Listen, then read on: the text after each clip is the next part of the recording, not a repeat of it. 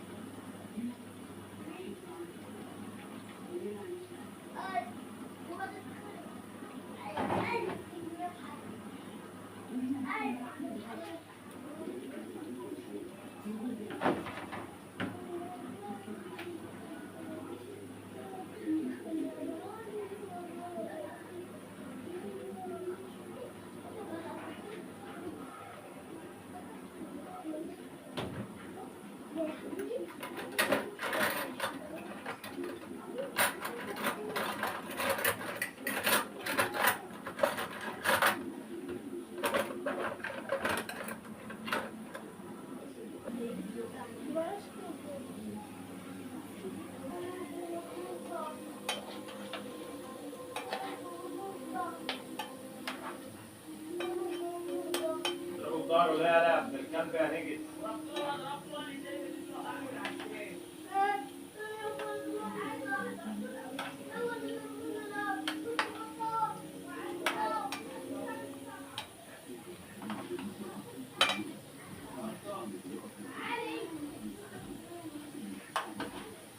انت يا ولد.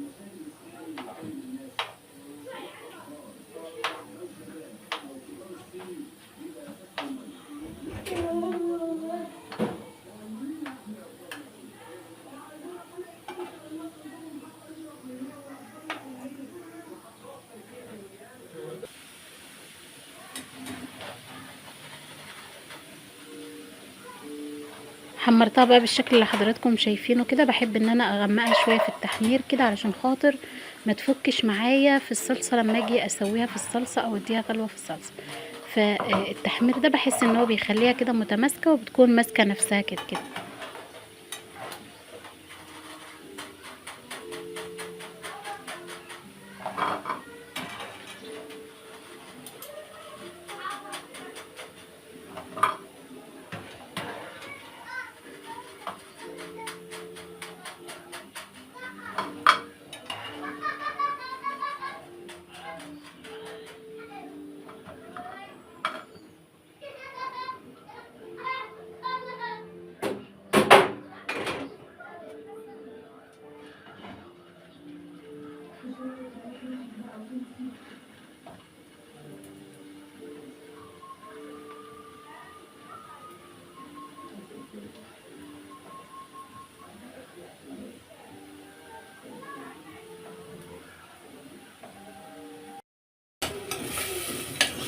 بعد ما حمرت الكفته بقى اخدت من الزيت اللي انا حمرت فيه الكفته، وهحمر كده البصلايه زي ما حضراتكم شايفين. جبت بصلايه وسط كده قطعتها تقطيع ناعم، وبدات ان انا كده اخدت شويه من الزيت، لان الزيت طبعا بيكون متنكه كده بالكفته كده وانا بحمرها، فاخدت منه شويه على معلقه سمنه، وبدات كده ان انا احمر البصلايه.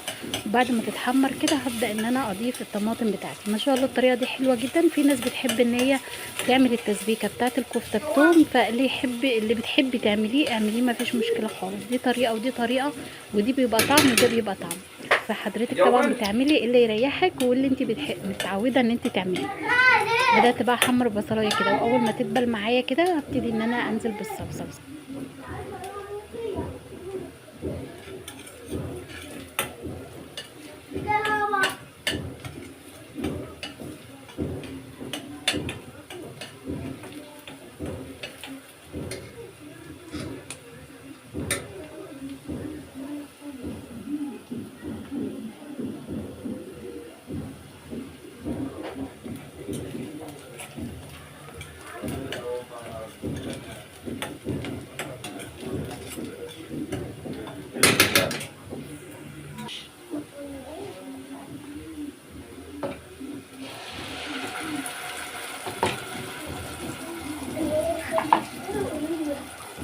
ماشي.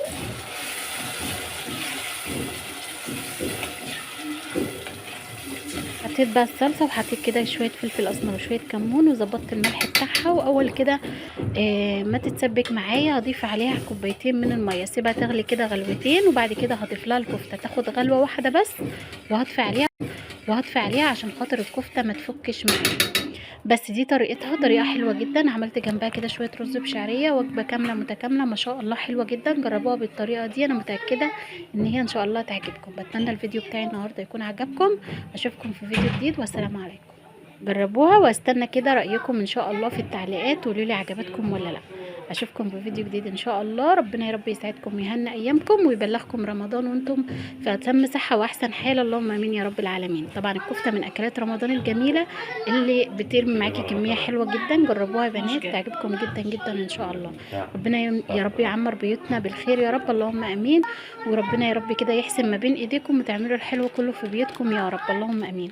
هستنى بقى كده تجربوها وتقولوا لي رايكم ان شاء الله في التعليقات كويسه ولا لا. اشوفكم في فيديو جديد، والسلام عليكم.